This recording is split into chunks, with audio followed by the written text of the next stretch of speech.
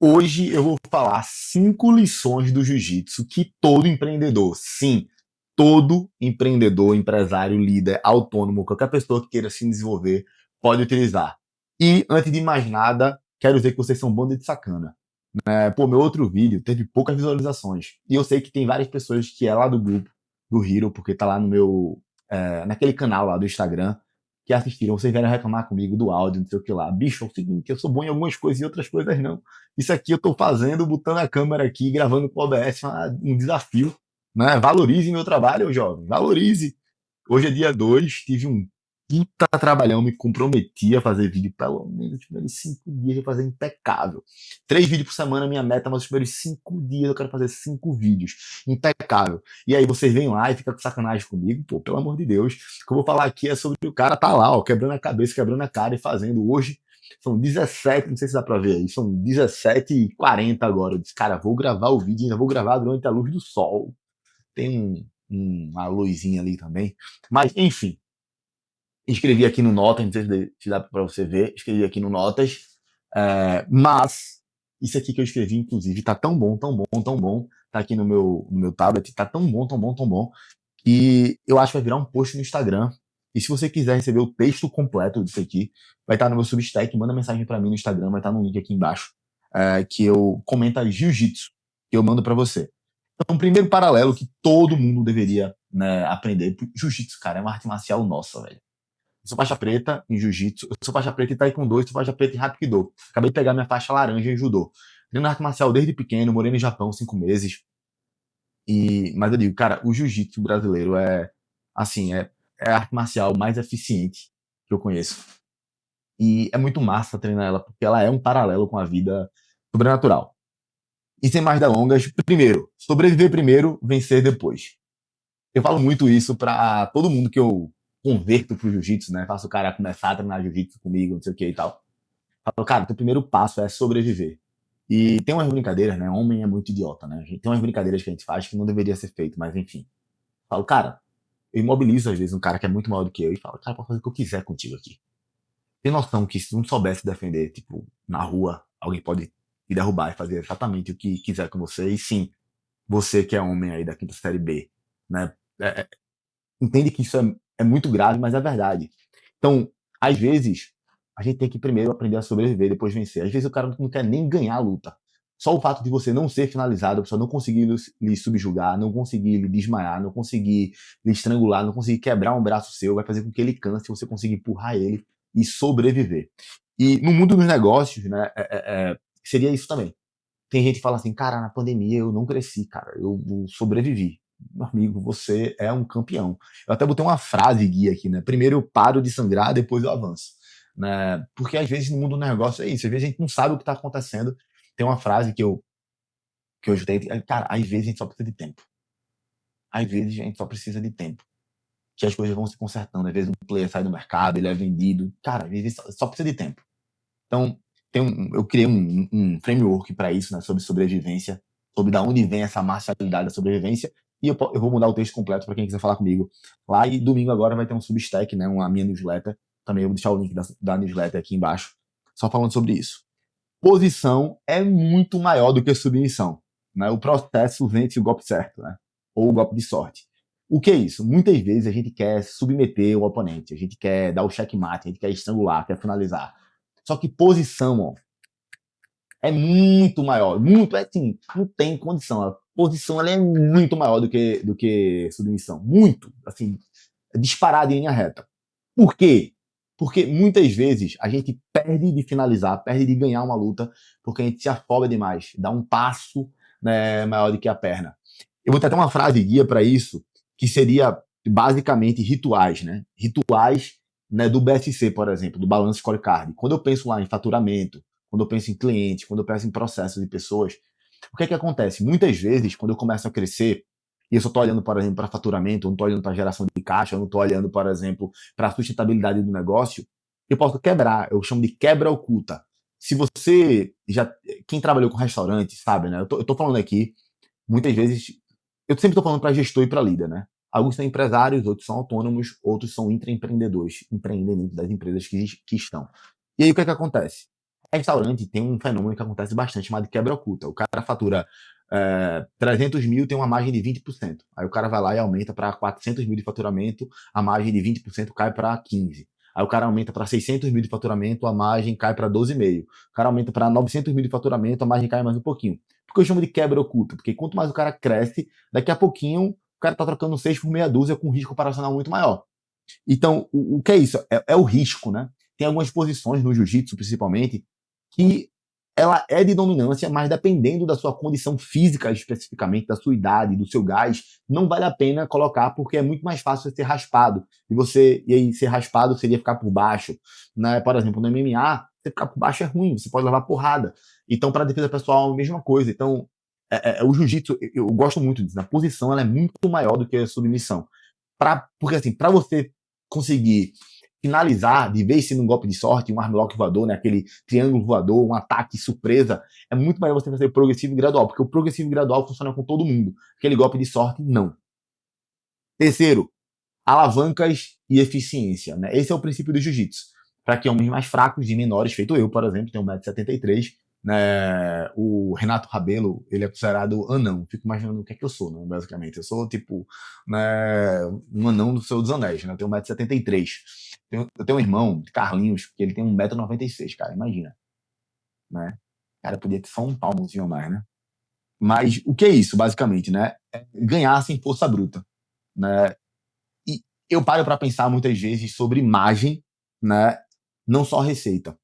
Fazendo um paralelo, é como se fosse o seguinte: muita gente foca em faturamento. Eu já fui essa pessoa.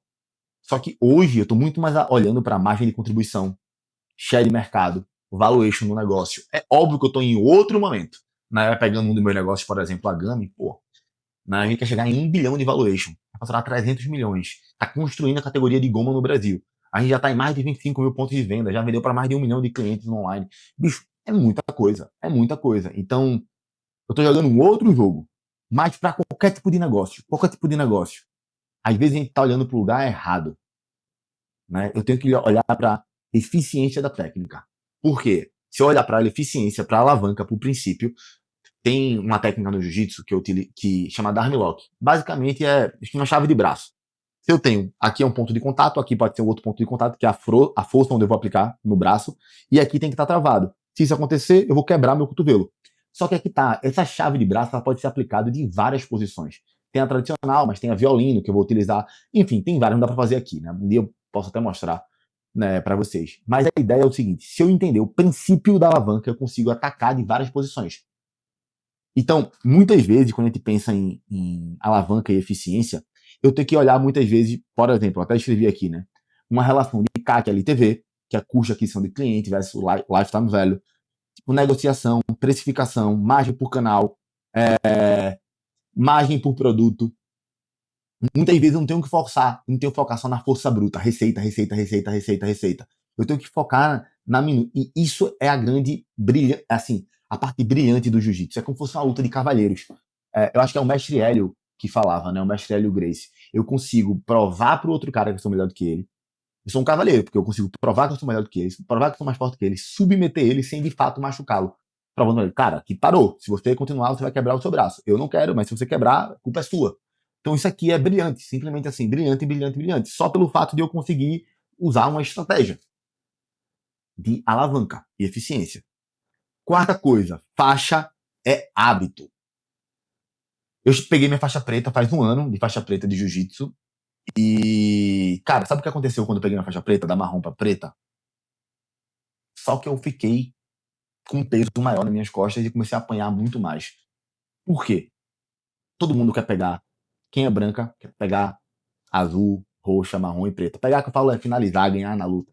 O azul não quer perder pro branca de jeito nenhum e quer passar o carro no roxo pra ver se ganha roxa. O roxa não quer perder pro azul e pro branca de jeito nenhum, mas quer passar o carro no marrom e no preto. O marrom quer matar o preto porque ele acha que se ele matar o preto ele vai ganhar a faixa preta. E não tem nada a ver com isso. O fato é que um faixa preta coral, por exemplo, ele pode perder para um faixa branca. Por quê? Porque às vezes um faixa preta coral, ele tá com 60 e poucos anos. Então ele não vai ganhar, às vezes, para um jovem de 19 anos, que tá na faixa branca há 2 anos, 1 ano, e tá treinando pra caramba, aquele competidor, por exemplo, pode ser que ele não ganhe, porque não tem mais força para ganhar. Mas nem por isso ele sabe menos jiu-jitsu.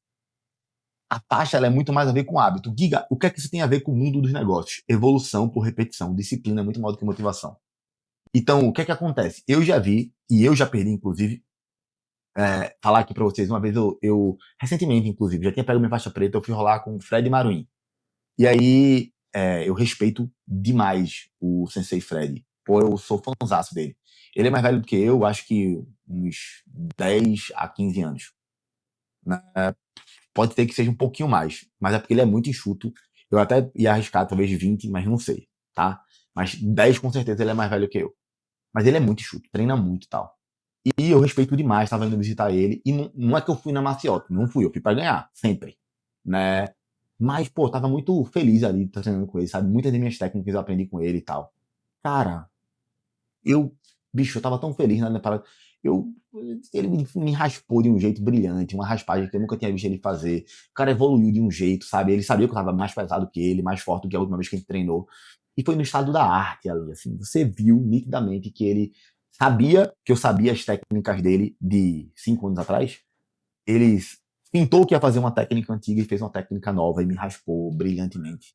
E me finalizou, inclusive, né, com um armlock. Cara, o cara tava machucado ainda, com músculo aqui, pessoas. É, assim, brilhante. Né? Então, o que mostra aqui? A disciplina ela é muito maior do que a motivação. Essa repetição faz com que você consiga criar sinapses absurdas. É muito mais fácil um lutador de jiu-jitsu, faixa preta, né, quarto grau, quinto grau, conseguir, às vezes, criar um coelho da cartola, não por força, por golpe de sorte, mas por repertório e habilidade motora. E o que é que tem a ver com o mundo dos negócios? Cara, no meu método, né? Eu tenho um método chamado método 3D, disciplina, direção e domínio. Essa parte do domínio, quando você é um empreendedor que você estuda, tá aqui meus livros, você estuda escutando, você testa, valida seus testes. Com o tempo, você começa a criar repertório. E esse repertório gera combinatividade. Tem um conterrâneo meu aqui de Pernambuco, Murilo Gun, que ele fala sobre isso, né? Combinatividade. E aí, bicho, essa combinatividade, ela faz com que você junte pequenas peças e parece que você se tornou um gênio. Muitas vezes, você teve uma ideia, né? Feito, eu tive uma ideia que gerou 8 milhões de reais. Cara, mas essa ideia nem é minha, ela é a combinação de 3, 4, 5 ideias de outras pessoas, de pessoas que eu li. E se tornou minha porque eu combinei isso. Então a faixa, muitas vezes, é isso, é esse hábito. Ficou claro para você, tipo assim, que você vai estar com um repertório e você vai juntar esse repertório, vai gerar combinatividade. Isso é fundamental. E o quinto e último, se fez sentido para você, já você tá até aqui, cara, desce o dedo no like, se inscreve aqui no canal, né? Porque eu tô parando aqui, veja, eu tô levando minha empresa para mais de 100 milhões de faturamento no 2026. Na verdade, a gente vai crescer um bocadinho disso na Gami. Eu, pô, sou professor, sou mentor de outros negócios, não tô te vendendo nada. Aqui no canal do YouTube, eu tô única e exclusivamente passando conteúdo, tô documentando a minha jornada. Isso aqui eu tô escrevendo para mim, tava pensando, né? Tipo, fazendo meu diário, né? Uma das minhas metas também é escrever, né? E sim, eu vou lançar um livro. Não sei se eu vou conseguir lançar esse ano, eu vou fazer algumas negociações, mas vou lançar um livro. Nem que ele seja janeiro do próximo ano. Mas o fato é que eu vou, de fato. Eu tenho eu tenho um livro escrito e o rascunho de outros dois, né? Eu vou decidir qual eu vou lançar e vou ver se eu consigo lançar isso através de um projeto. E tem dar tapa é inteligência. O que é dar tapa? É desistir no tatame e dar 3 tapinhas, né? Dar tapa é inteligência. Desistir do ego para continuar no jogo. O que é que significa isso, né? É uma gestão emocional, né, para dizer não e para desistir de alguns canais, desistir de alguns projetos. Não por desistir e ser uma pessoa. Eu gosto dessa palavra desistir porque a galera fala assim: caramba, desistir é muito pesado. Não, cara, eu quero que você entenda. Às vezes você tem que dizer, tipo, não dá mais para ir por aqui, isso aqui foi algo errado. Eu desisti disso para fazer algo melhor, para continuar no jogo. Às vezes tem 6 canais de venda, tem um que tá dando prejuízo, tá insistindo porque você acha legal, porque você acha bonito, você vê outras pessoas ganhando dinheiro lá, e às vezes não é para você, você tem que desistir dele e focar nos outros 5. Daqueles 5 tem 2 ali que você é bom, né? A gente fala assim, cara, tu prefere algo que dá 30% de margem ou algo que dá 10% de margem? Todo mundo vai falar, cara, algo que dá 30% de margem, certo? É errado. Às vezes você não tem habilidade para fazer aquilo que dá 30% de margem, você já tentou várias vezes. Às vezes tem algo que você não está conseguindo ver e você tem que ser humilde para dizer, cara, eu não sei. Agora aquilo que dá 10% de margem, você consegue fazer muito bem. Às vezes aquilo que dá 30% de margem, você consegue vender 500 mil. Aquilo que dá 10% de margem, você consegue vender 13 milhões. Pô, 30% de margem, 500 mil, dá quanto de margem? 3 vezes 5, 150 mil, né, de margem. Agora o outro, que dá 10%, tá, 13 milhões, 10% a quanto? 1 milhão e 300. Então, cara, tu não sabe fazer o outro, mas sabe fazer esse. Foca nesse para expandir um pouco mais, enquanto depois tu vai trazendo gente para talvez tocar o outro. Então, tenha humildade, dê 3 tapinhas, né? 3 tapinhas no tatame, não tem problema nenhum, né? E aí, até eu botei uma frase aqui que é: eu não perdi, eu aprendi barato e rápido. Né? Tem uma frase lá na empresa que é: erre rápido, corrija rápido. Tudo bem, cara. Não tem problema você testar. A gente não tem compromisso com erro. Errou, errou, faz parte, fazer o quê? Tá tudo bem, tá tudo certo. Mas aí a gente tem que sempre pensar em melhorar, pô. É simples assim. E o jiu-jitsu, a gente treina isso o tempo todo, o tempo todo, o tempo todo. Por isso que eu chamo todos os meus colaboradores pra treinar jiu-jitsu. Chamo todo mundo. Cara, conhece alguém, bora treinar jiu-jitsu, bora treinar jiu-jitsu, né? E tem muita gente, cara, tu nem parece que treina jiu-jitsu, tem cara de bobão, não tem as orelhas estouradas. Faz parte. Como é que a gente descobre que tá bom de porrada? Só tem um jeito, lutando comigo. Então convido você também, se você vier para Pernambuco ou me chamar para São Paulo, dar palestra na sua empresa, em algum lugar, algo do tipo. Cara, me chama para lutar, dá um tapete no chão, eu luto com todo mundo, não tem problema nenhum. Beleza? Que no máximo, no máximo, no máximo que pode acontecer é eu desistir. Cara, perdi, obrigado, me ensinou, me ensina aí. Grandes amigos, fiz grandes amigos no tatame. Grandes amigos, né? Depois que dois homens lutam, né, eles se tornam amigos. Lutar. Lutar, não é brigar, é lutar, com regra, confiando um no outro, né? Que se o cara bater, ele vai doer, eu vou desistir. Isso é muito massa. No empreendedorismo isso é raro, por isso que eu não acredito em concorrente. Eu acredito em parceria. Né? Eu não acredito em concorrência. É muito mais fácil a gente conseguir crescer, trocar ideia, conversar junto, entender o que está dando certo e o que está dando errado, porque todo negócio tem sua diferenciação. PJ, ela é única, assim como as pessoas, ela tem a cultura. Só pela cultura já é diferente. Né? A Ferrari, a Lamborghini, pode estar sendo concorrente? Pode, mas eles têm características únicas. Né? A Triumph e a Harley Davidson são concorrentes, mas têm características únicas. Né? E talvez se elas se juntarem, que eu falo, respeitar uma ou outra, conversar, dialogar, o mercado pode crescer. Né? Enfim, essa é a minha visão. Né? É óbvio que sempre tem que ter o primeiro colocado, né? E a gente sempre vai tentar ser o primeiro colocado. Né? Ou tem gente que fala assim, cara, eu não quero ser o primeiro colocado, mas eu quero estar no top 3 da primeira divisão. Tá tudo bem? Qual é a tua visão? Comenta aqui o que é que você gosta de pensar, né, sobre isso. Se você gostou desse conteúdo, comenta aqui embaixo, curte, se inscreve no canal. Tô trazendo para vocês muita coisa sobre mentalidade. Né? Não tô te vendendo nada. Quem quiser ter mais acesso a mim, imersão marca própria, né? Marca própria educação, marca própria BR. Deixar o Instagram aqui também. O site da Gami, deixar tudo aqui. E hoje eu tô de Treves, fazendo uma propagandazinha aqui. Treves é uma marca que eu, cara, gosto pra caramba, camisa tecnológica, né? É a melhor camisa que eu já usei, tecnológica, porque diferente das outras, muitas muito conhecidas aí, essa golinha aqui com o tempo, ó, ela não fica aquele negócio meio solto, né? Alguns que eu já comprei, inclusive, vendo muito podcast, essa aqui não fica. Beleza? Um abraço e até amanhã.